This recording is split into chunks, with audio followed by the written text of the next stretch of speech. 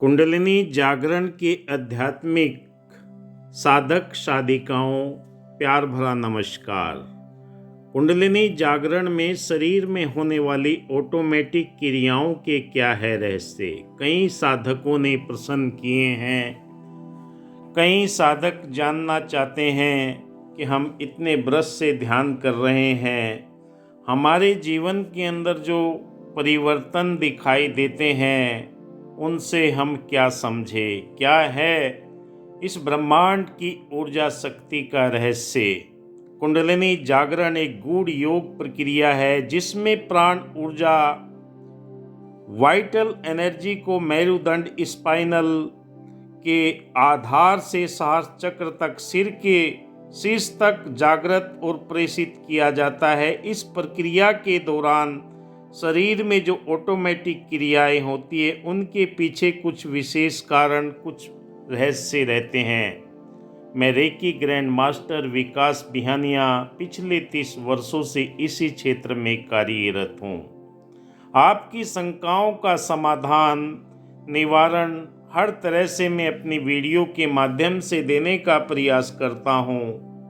जो मैं अनुभव किए और जो आपको अनुभव होंगे, क्योंकि यह आध्यात्मिक यात्रा आपकी स्वयं की यात्रा है। जब तक आप अपने शरीर को मंत्र के द्वारा, सिमरन के द्वारा, ध्यान के द्वारा जागृत नहीं कर पाते, तब तक आपके जीवन के अंदर ये ऑटोमेटिक क्रियाएं नहीं हो पाएंगी। क्योंकि ध्यान की एकाग्रता जो फ्रीक्वेंसी है, मंत्र उच्चारण की, सिमरन की और ध्यान की, जब वो फ्रीक्वेंसी आपकी शरीर और परमात्मा के साथ में अटैचमेंट हो जाती है, जुड़ जाती है, तो आपको ये रहस्य पता लगने लगते हैं। क्योंकि कुंडलिनी ऊर्जा ब्रह्मांड की अलौकिक शक्ति है जो आपके इन सातों चक्रों के ऊपर मूलाधार, स्वादिष्ठान, मणिपुर, अनहद, विशुद्धि, आज्ञा और साहस चक्र के ऊपर ऊर्जा केंद्रों के रूप में मौजूद है। बस इन्हें जागृत करने की आवश्यकता है। परमात्मा सुप्रीम पावर आपको गुरु स्वयं प्रोवाइड करेगा, आपके समक्ष ऐसी वीडियो लेकर आएगा, ऐसा ध्यान लेकर आएगा जिससे आपके शरीर में सोई हुई सुषुप्त एनर्जी, ब्रह्मांड की अलौकिक शक्ति आपके जीवन में क्रियान्वित होने लगेगी और सृजनात्मक तरीके से आपको उसके उन रहस्यों का पता लगेगा जिन्हें अब तक आप जानते नहीं हैं। मेरी वीडियो थोड़ा लंबी रहती है क्योंकि पूर्ण जानकारी देनी होती है। आधी अधूरी जानकारी आपके किसी काम की नहीं है। पूरा वीडियो देखा कीजिए और एक बार समझने का प्रयास करें, दूसरी बार देखें, क्योंकि कुछ रहस्य हैं, कुछ जानकारियां हैं वीडियो के अंदर। कई लोग पूछना चाहते हैं कि मैं ध्यान करता हूं, मेरे पैर सुन्न हो जाते हैं, मैं क्या करूं? क्योंकि ऊर्जा का अपना एक अस्तित्व है। जब वो शरीर के अंदर प्रवाहित होती है, कोई न कोई गतिशीलता दिखाती है। क्योंकि जब तक आप पूर्ण रहस्यों को नहीं जानेंगे, आधी अधूरी जानकारी लेकर, आधा अधूरा ज्ञान लेकर आप इस ब्रह्मांड की अलौकिक शक्ति के साथ में छेड़छाड़ करने की अवस्था में आ जाएंगे। क्योंकि ये पावन और पवित्र ज्ञान है, ये दिव्य ज्ञान है जिसे स्वयं आप अपनी आध्यात्मिक कमाई से जागृत करते हैं। कोई दिखावटी बनावटी कार्य नहीं है। दुनिया की दुकानों में सजावट ही सजावट है, जमाने की मोहब्बत में बनावट ही बनावट है। ये तेरा कर्म है साकी कि तुम तक आन पहुँचे हैं, वरना हक की राहों में रुकावट ही रुकावट है। कोई कहे कि आपके जीवन में सेकंडों में परिवर्तन कर देगा और या आपको ये कर देगा, तो इससे आप सावधान रहे। क्योंकि आपकी स्वयं की कमाई ही आपको आगे बढ़ने के लिए प्रेरित करेगी। हमारे शरीर में 5 तत्व हैं, क्षति, जल, पावक, गगन, समीरा। छठी इसके अंदर आत्मा है।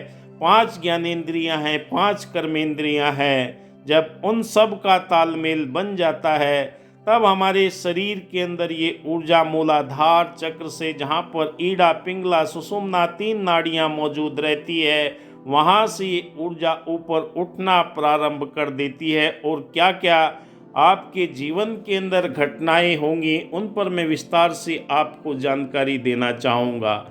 सबसे पहले तो हमारे जीवन के अंदर ये ब्रह्मांड की ऊर्जा का प्रवाह जब होने लगता है तो कई परिवर्तन हमारे शरीर में आने लगते हैं। कुंडलिनी जागरण के समय शरीर में ऊर्जा का तीव्र प्रभाव होने लगता है, बिजली जैसे झटके लगने लगते हैं, कंपन होने लगते हैं, गर्माहट होने लगती है। यह ऊर्जा मेरुदंड के इर्द गिर्द स्थिति में नाड़ियों में ईड़ा, पिंगला और सुषुम्ना से होकर गुजरती है, जिससे शरीर में कंपन, गर्मी, ठंडक या तीव्र ऊर्जा का अनुभव होता है। आज भी मैं मेडिटेशन करता हूँ तो निरंतर ये कंपन महसूस होने लगते हैं। रीढ़ की हड्डी के ऊपर गर्माहट तीव्र गति से होने लगती है, गोल गोल ऊर्जा घूमने लगती है, चींटियां जैसे काटने का अनुभव होने लगता है। और यह ऊर्जा जब चक्रों को जागृत करती है तो शरीर में स्वाभाविक रूप से विभिन्न प्रकार की क्रियाएं होती हैं, जैसे झटके, कंपन या आसन या मुद्राओं का स्वतः ही निर्माण हो जाना। उसे लगाने की जरूरत नहीं पड़ती, वो स्वतः ही आपके हाथ ऊपर उठने लगेंगे। आपका हंसने को मन करेगा, आपका झूमने को मन करेगा। कई तरह की क्रियाएं अपने आप स्वतः, जैसे कटा हुआ पेड़ नीचे गिर जाता है, उस तरह आपका शरीर लुढ़क जाएगा। इसलिए ध्यान को एकांत में एक जगह निश्चित स्थान पर निश्चित समय पर अगर आप करते हैं तो ये सारे के सारे जो अनुभव हैं आपके जीवन के अंदर होना प्रारंभ हो जाते हैं। क्योंकि ये दिखाने का कार्य नहीं है कि लोगों को हम चमत्कार दिखाते रहें। इसलिए इस ऊर्जा से अपने जीवन में जो परिवर्तन आते हैं उनका आप अनुभव कीजिए और आनंद लीजिए। डरने की कोई आवश्यकता नहीं। दूसरी अवस्था आती है नाड़ी तंत्र का प्रभाव। क्योंकि हमारे शरीर में 72,000 नस नाड़ियां हैं जो निरंतर ब्रह्मांड की कॉस्मिक एनर्जी से चलती रहती हैं। नाड़ी तंत्र का प्रभाव हमारे जीवन में, खासकर कुंडलिनी जागरण में, ये ऑटोमेटिक क्रियाओं में कैसे कार्य करता है। कुंडलिनी के सक्रिय होने से नर्वस सिस्टम उत्तेजित हो जाता है। इसका सीधा प्रभाव सेंट्रल और ऑटोनॉमिक नर्वस सिस्टम पर पड़ता है, जिससे शरीर में बायोलॉजिकल प्रतिक्रियाएं स्वतः ही उत्पन्न होने लगती है। क्योंकि हमारे शरीर के अंदर जो होने वाले, बढ़ने वाले एंजाइम हैं, हार्मोन्स है, उनके अंदर स्वतः ही ये प्रक्रिया होने लगती है। उदाहरण के लिए शरीर का हिलना, आँखों की हलचल या शरीर के अंगों का स्वाभाविक रूप से किसी मुद्रा में आना, आंसू टपकने लगना और हमारी आँखों की पुतलियाँ ऊपर की ओर चली जाना, कई तरह की ये आपके जीवन के अंदर घटनाएं होंगी। तीसरी बात आती है ब्रह्मांडीय ध्वनि। जो जो आप ध्यान की गहरी अवस्था में पहुंचने लगते हैं तो मूलाधार चक्र से ईड़ा, पिंगला, सुषुम्नाएं 3 नाड़ियां निरंतर हमारे मंत्रोच्चारण से, सुमरण से, ध्यान से अपने आप ये बैलेंस की अवस्था में ऊपर की ओर बढ़ने लगती है। आज्ञा चक्र पर यहीं पर इनका मिलन होता है, यहीं से एक लिक्विड टपकने लगता है जो हमारी मणिपुर चक्र के ऊपर आकर गिरने लगता है, जो अनहद नाद की ध्वनियाँ सुनाई देती है। किसी को पायल के रूप में, किसी को झिंगुर के रूप में, किसी को वीणा के रूप में, वाद्य यंत्र के रूप में आपको ये महसूस होने लगेगी और आपको कई तरह की खुशबू आने लगेगी, सुगंध आने लगेगी। क्योंकि ब्रह्मांड की ऊर्जा शक्तियाँ जब शरीर के अंदर शुद्धिकरण करते हुए आज्ञा चक्र तक पहुँच जाती है, तब हमें ये एहसास होने लगता है कि हाँ, मेरे पास में ब्रह्मांड की ऊर्जा शक्ति हर समय, अभी मैं वीडियो बना रहा हूँ, मेरे कमर के ऊपर, रीढ़ की हड्डी के ऊपर सारे चक्रों के ऊपर ये ऊर्जा का प्रवाह तीव्र गति से हो रहा है।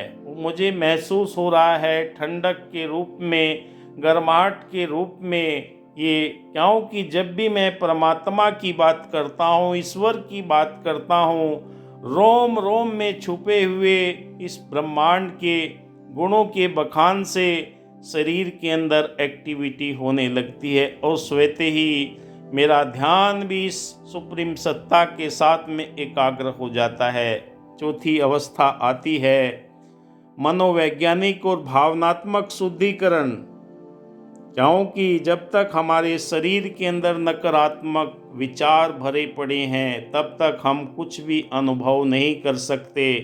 भरी हुई गिलास के अंदर हम दूसरी वस्तु नहीं डाल सकते। जब तक हम खाली नहीं होंगे तब तक हमारे अंदर, मनों के अंदर वो नकारात्मक विचार आएंगे। कहीं मेरा शरीर खराब तो नहीं हो जाएगा, कहीं मैं बीमार तो नहीं हो जाऊंगा, और कई तरह की नकारात्मक कल्पनाएं आपको घेरे रखेगी। जैसे लोगों की वीडियो सुनते हुए कि आप अगर ध्यान करोगे तो आप पागल हो जाओगे, आपको ये ऊर्जा समझ में नहीं आएगी। इसलिए ऐसे लोगों से हमेशा सावधान रहें। मनोवैज्ञानिक और भावनात्मक शुद्धिकरण हमारे जीवन में कैसे होते हैं? कुंडलिनी जागरण के दौरान संचित भावनात्मक और मानसिक ब्लॉकेज का शुद्धिकरण होता है। जो नकारात्मक विचार हमारे बरसों बरस से हमारे मस्तिष्क में भरे पड़े हैं, उन्हें ये ऊर्जा निकालने का कार्य करती। इस प्रक्रिया में रोना, हंसना या अन्य भावनात्मक प्रक्रियाएं अपने आप होने लगती है। यह क्रियाएं शरीर और मन में छुपे हुए तनाव, दबाव को मुक्त करने के लिए निरंतर क्रियाशील रहती है। कहा कि मुक्त जीवन हो गया, चारों पदार्थ पा गया, लौटे मजे प्रहलाद ने, इस नाम के प्रताप से नरसिंह हो दर्शन दिया, त्रिलोक में यश छा गया। सबरी थी कौम की भीलनी, प्रेम से सुमरन किया, परमात्मा घर आ गया। सबरी भील जाति की थी, मतंग ऋषि के आश्रम में रहा करती थी। वहाँ पर उन्हें बताया गया कि तेरे राम यहीं पर आएंगे। मतंग ऋषि की मृत्यु हो जाती है, फिर भी वो वहीं उसी आश्रम में रहा करती थी। कुछ समय के बाद में ऐसा योग बना, स्वयं परमात्मा को उनके पास आना पड़ा। प्राकृतिक योग और क्रियाएं क्या होती हैं जीवन के अंदर, इनके बारे में भी जानना बहुत ज़रूरी है। कुंडलिनी जागरण के दौरान ऑटोमेटिक क्रियाओं में ये सम्मिलित है। ऊर्जा जागृत होने पर शरीर में स्वाभाविक योग क्रियाएं करने लगता है, जैसे आसन, प्राणायाम, मुद्राएं, कपालभाति, भ्रामरी, अनुलोम विलोम। ये अपने आप होने लगते हैं। जो जो आप ध्यान की गहरी अवस्था में पहुंचते हैं, ये प्राकृतिक क्रियाएं आपके जीवन के अंदर स्वाभाविक रूप से होने लगती है, जिससे शरीर खुद को संतुलित करने लगता है। आपको कहीं भागने की, बीच में छोड़ने की ज़रूरत नहीं रहती। अगर आप योग्य गुरु के मार्गदर्शन में ध्यान प्रक्रिया कर रहे हैं तो आपके मार्ग के अंदर कोई रुकावट आ नहीं सकती, क्योंकि रुकावट उन्हीं के जीवन में आती है जो मैदान छोड़कर भाग जाते हैं। उन्हें ही ये परेशानी घेरे रखती है, क्योंकि अब क्या होगा, अब क्या होगा। और ये कोई काल्पनिक दुनिया नहीं है, ये अध्यात्म की शाश्वत दुनिया है, जहाँ पर यूनिवर्स निरंतर चारों तरफ आपके लिए कार्य करने के लिए तैयार खड़ा है। छठी बात आती है ब्लॉकेज और शुद्धिकरण। हमारे नर्वस सिस्टम के अंदर न जाने कितने ब्लॉकेज रहते हैं। किसी न किसी बीमारी ने कोई न कोई हमारे नस नाड़ियों को घेरे रखा है। तो ये कुंडलिनी ऊर्जा सबसे पहले उन ब्लॉकेज को निकालती है, शुद्धिकरण करती है, क्योंकि जब तक अंदर से नकारात्मक विचारों का भंडार दूर नहीं होगा, सकारात्मक विचार क्रियान्वित नहीं हो पाएंगे। कुंडलिनी जब विभिन्न चक्रों और नाड़ियों की स्थिति की रुकावटों को हटाती है तो इन रुकावटों के कारण शरीर में विभिन्न क्रियाएं होती हैं। उदाहरण के लिए सिर में दबाव, बहुत सिर भारी हो जाएगा, शरीर में कंपन या थकावट जैसा अनुभव होगा, क्योंकि जो जो आपके शरीर के अंदर हमारे अगर कहीं कांटा भी चुभ जाता है तब वो बाहर निकलता है तो कई दिन तक दर्द करता है। ऐसे ही नस नाड़ियों के अंदर जब ये ऊर्जा हमारी रीढ़ की हड्डी पर कार्य करती है तब उन चीज़ों को निकाल कर बाहर करती है। सातवीं अवस्था आती है आध्यात्मिक उन्नति। हर कोई आध्यात्मिक दिखना चाहता है, हर कोई आदमी आध्यात्मिक बनना नहीं चाहता, क्योंकि आध्यात्मिक बनने के लिए अपनी मैं को छोड़ना पड़ेगा। कामी क्रोधी लालची उनसे भक्ति न होए, भक्ति करे कोई सूरमा, जाति वर्ण कुल खोए। मैं बड़ी जाति का हूँ, बड़े पैसे वाला हूँ, बड़ा मेरा रूप रंग है। अध्यात्म के अंदर ये सब नहीं चलता। यहाँ पर तो अपने आप को मिटाना पड़ता है कि मेरी कोई अवस्था नहीं है। हे प्रभु, ये मनुष्य जीवन आपने दिया है, आपकी कृपा से मैं इस अध्यात्म के मार्ग के अंदर आया हूँ। न जाने कितने लोग मुझे मिलते हैं, डेली मेरे क्लिनिक पर भी आते हैं, कई तरह की अपनी बातें कहेंगे। उसके उपरांत जब उनसे पूछा जाएगा क्या इस परमपिता परमात्मा को देखा है, जाना है, महसूस किया है, तब उनके पास में कोई जवाब नहीं रहता, क्योंकि अनुभव की चीज़ है। हवा को हम देख नहीं सकते, पानी की ठंडक को हम देख नहीं सकते, सिर्फ महसूस कर सकते हैं। ज़मीन के अंदर हर जगह पानी है, पर जब तक वो मशीन, वो ट्यूबवेल या नल नहीं लगाया जाता तब तक बाहर नहीं निकाल सकते। हवा हर जगह मौजूद है, पर जब तक कंप्रेसर का इस्तेमाल नहीं किया जाता उससे हवा गाड़ी में भरी नहीं जा सकती। ठीक ऐसे ही दूध के अंदर घी मौजूद है, पर वो हमें दिखाई नहीं देता। जब तक वो प्रक्रिया के द्वारा दही जमाकर मक्खन निकालकर उसे बाहर नहीं निकाला जाता तब तक वो दिखता नहीं है। लकड़ी के अंदर आग है तब तक चिंगारी नहीं दी जाती, बीज के अंदर तेल है वो दिखाई नहीं देता। तो जब तक आपको ये ज्ञान की निगाह नहीं मिलती, आपके रोम रोम के में बसे हुए इस परम पिता परमात्मा का एहसास नहीं होता, आप इस आध्यात्मिक मार्ग के अंदर बाहरी चीज़ों के अंदर अटके हुए हैं। भौतिक पदार्थों की कामना के लिए अगर आप ये साधना कर रहे हैं तो ये आपके लिए नहीं। रोम रोम में जब परमात्मा रच बस जाता है, ऐसा एहसास आपके शरीर में संकेतों के रूप में आभास करने लगता है। आपके भोजन के अंदर वो ऊर्जा के रूप में रूपांतरित होकर आपको ये एहसास कराता है, मोह को कहाँ ढूंढे बंदे, मैं तो तेरे पास हूँ।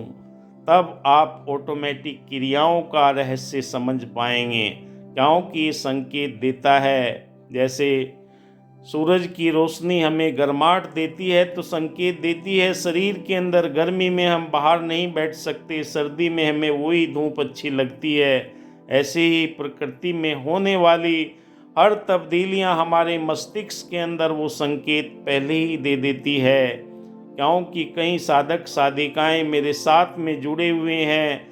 वो कहने लगे कि गुरुदेव अब तो हमें वो चीज़ें भी नज़र आने लगी, वो आने वाली घटनाओं का भी पता होने लगा।